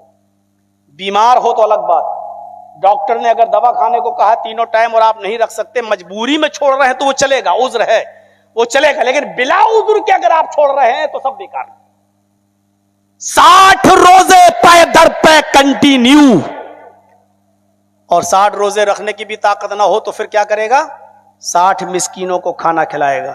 لیکن جب تک 60 روزے پورے ہو نہیں جائیں گے بیوی کے قریب نہیں جا سکتا, گھر سے نہیں نکالے گا لیکن قریب. اب آپ سمجھدار ہیں, یعنی اپنی بیوی سے اپنی ضرورت پوری نہیں کر سکتا جب تک کہ 60 روزے پورے نہ ہو جائیں. ایسے ہی 60 مسکینوں کو کھانا کھلانا پڑے گا. اب وہ آپ کی اوپر ہے, آپ 60 مسکینوں کو بلا کر ایک دن کھلا دیجئے, آپ کل چلے جائیے اپنی بیوی کے پاس, ارے آج کھلائیے, آج ہی جائیے. یا آپ ایک ایک کر کے کھلانا چاہیں تو 2 مہینے کھلائیے, 60 دن تک روز ایک مسکین کو بلائیے اور کھانا کھلائیے. لیکن جب تک 60 پورے نہیں ہو جائیں گے آپ اپنی بیوی کے پاس نہیں جا سکتے. وہ آپ کے اوپر ہے. 10 کر کے 6 دن کھلا دیجیے, ایک ایک کر کے 60 دن کھلائیے, یا 60 کو ایک دن بلا کے کھلائیے. جب تک 60 پورے نہیں ہوں گے آپ اپنی بیوی کے قریب نہیں جا سکتے. ایک صحابی اپنی بیوی کے پاس چلے گئے, رحمت دیکھیے رسول کی. ایک صحابی اپنی بیوی کے پاس چلے گئے اور بعد میں احساس ہوا تو اللہ کے نبی کے پاس آئے. بخاری کی روایت, کہا ہلکت یا رسول اللہ, میں برباد ہو گیا اللہ کے رسول. آپ نے کہا کیا ہوا؟ کہ روزے کی حالت میں بیوی سے مل لیا. آپ نے کہا اوف, چلو کفارہ ادا کرو, پنشمنٹ, سزا. کا کیا ہے؟ کہا ایک غلام آزاد کرو. اس زمانے میں تو غلام چلتے تھے. ایک غلام آزاد کرو. کہا اللہ کے رسول پوری زندگی تو دوسرے کی غلامی کرتے ہوئے مجھے ہو گئی, میں کہاں سے غلام خرید کر لاؤں, نہیں کر سکتا, اتنی طاقت نہیں آپ. آپ نے کہا تو پھر دوسرا بھی آپشن ہے. کہا کیا؟ کہا 60 روزے رکھو مسلسل, پے در پے کنٹینیو. کہا اللہ کے رسول میری حالت دیکھ رہے ہیں, کتنا پتلا دبلا کمزور آدمی, رمضان کے روزے تو بڑی مشکل سے رکھ پاتا ہوں, اور آپ کہہ رہے ہیں 60 روزے مسلسل کنٹینیو پے در پے. ایک روزے پہ تو صبر نہیں ہوا, بیوی سے مل لیا, 60 روزے کیسے رکھوں گا؟ نہیں نہیں ہم سے نہیں ہو پائے گا, 60 روزے رکھنے کی بھی طاقت نہیں ہے میرے اندر. آپ نے کہا چلو دوسرا آپشن نہیں ہے تو تیسرا آپشن ہے. کہا کیا؟ آپ نے کہا 60 مسکینوں کو کھانا کھلائیے. کہا اللہ کے رسول آپ میرے گاؤں آئے نہیں ہیں, میری حالت آپ جانتے نہیں ہیں, 60 مسکینوں کو کھانا کھلاؤں؟ میں صبح کھا لوں تو شام کو نہیں ملتا ہے, بھوکا سوتا ہوں, اور شام کو کھا لوں تو صبح بھوکا اٹھتا ہوں, پھر نہیں ملتا شام تک. میں کس طریقے سے اپنے بیوی بچوں کا پیٹ پال رہا ہوں یہ میں جانتا ہوں. اللہ کے رسول میں 60 مسکینوں کو بھی کھانا نہیں کھلا سکتا. آپ نے کہا یہی 3 سزائیں ہیں, اس کے علاوہ کچھ نہیں ہے, 3 میں سے ایک تو کرنا پڑے گا. آپ نے کہا ہے ہی نہیں. اس نے صاف کہا میرے پاس نہیں ہے, 60 مسکین ہم نہیں کھلا پائیں گے. آپ نے کہا تب رکو, چلو تمہارے لیے بھی راستہ ہے, رکو تمہارے لیے بھی راستہ ہے. روک دیا. ظہر کا ٹائم ہوا, آپ نے صحابہ سے کہا چندہ لاؤ اپنے بھائی کے لیے, روزے کی حالت میں بیچارہ جرم کر لیا, ایک بیوی سے مل لیا, اب اس کو تو کچھ کھلانا ہے, غریبوں میں بانٹنا ہے, جاؤ چندہ کرو اس کے لیے. کوئی 2 کھجور لایا, کوئی 5 کھجور لایا, کوئی کچھ لایا, کوئی کچھ لایا. تھوڑی دیر میں کھجور کا ایک ٹوکرا بھر گیا, 15-20 کلو کا ایک ٹوکرا بھر گیا. آپ نے اس کو پیک کیا اور اس صحابی سے کہا پکڑو اس کو, یہ تمہارے بھائیوں نے تمہارے لیے مدد کی ہے. کہا جی بہت بہت شکریہ, اب اس کا کروں کیا اللہ کے رسول؟ آپ نے کہا یہ کھجور ہیں، کھانے کی چیزیں ہیں، تمہارے گاؤں میں جاؤ اپنے قبیلے میں، جو سب سے غریب لوگ ہوں ان میں اس کو بانٹ دو، تمہارا کفارہ ادا ہو جائے گا، اللہ تمہیں سزا نہیں دے گا، تمہارا جرم معاف ہو جائے گا، جاؤ۔ کہا کس کو بانٹوں؟ کہا غریبوں میں بانٹ دو جو تمہارے یہاں سب سے زیادہ غریب ہو۔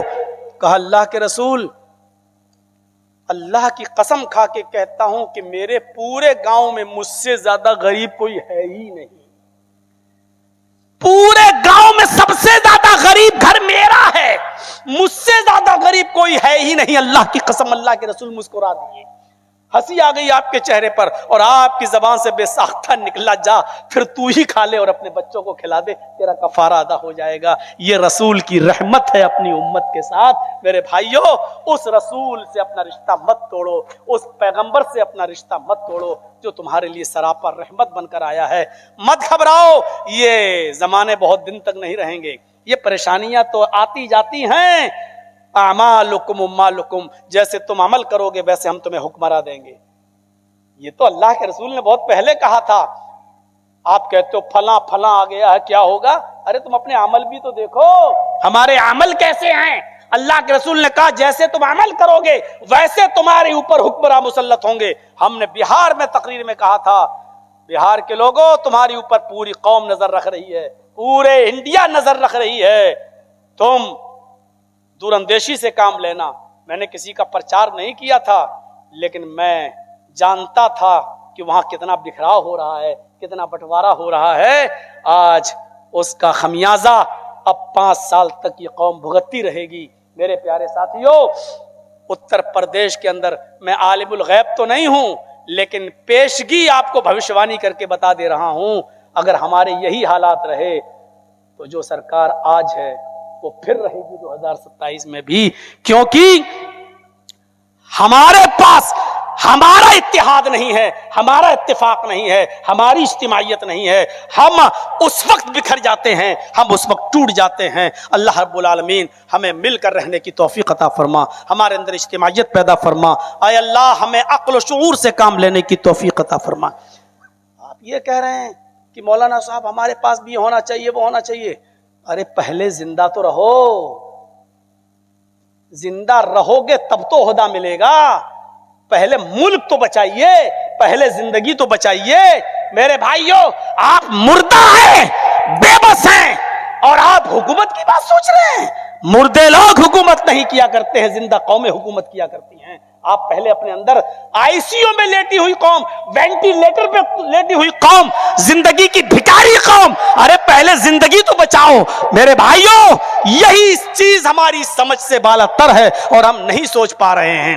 وہ یاد ہے واقعہ کہ ایک جنگل میں شیر نے شکار کیا، بھیڑیے نے شکار کیا اور لومڑی نے بھی شکار کیا۔ شیر نے گدھا مارا، بھیڑیے نے بکری ماری، لومڑی نے خرگوش مارا۔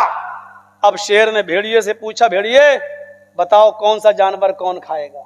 اس شیر کو آپ سمجھ جاؤ تو پوری تقریر سمجھ جاؤ گی میری۔ شیر نے گدھا مارا، بھیڑیے نے بکری ماری اور لومڑی نے خرگوش مارا۔ اب شیر نے بھیڑیے سے کہا، بھیڑیے بتا کون سا جانور کون کھائے گا؟ بھیڑیے نے فیصلہ کیا، فیصلہ غلط نہیں کیا تھا، صحیح فیصلہ کیا، لیکن یہ نہیں جانتا تھا کہ شیر بڑا ظالم ہے، نہیں سمجھ رہا تھا۔ بھیڑیے نے کہا یہ تو بہت آسان ہے، آپ نے گدھا مارا ہے، بڑا جانور ہے، آپ گدھا کھا لیجیے، میں نے بکری ماری ہے، میں بکری کھا لیتا ہوں، لومڑی نے خرگوش مارا ہے، لومڑی خرگوش کھا لے گی۔ بھیڑیے نے فیصلہ صحیح کیا تھا، غلط نہیں کیا، لیکن شیر نے کہا اچھا تجھے یہ فیصلہ کرنا کس نے بتایا؟ ادھر ادھر۔ بھیڑیا گیا، کیا اتنا چھوٹا مارا، اتنا برا فیصلہ کرتا ہے؟ پکڑا اس کا ٹیٹوا گلا، دبایا، پھاڑ دیا اس کو، بھیڑیا بھی مر گیا۔ کمینہ یہ فیصلہ کرتا ہے۔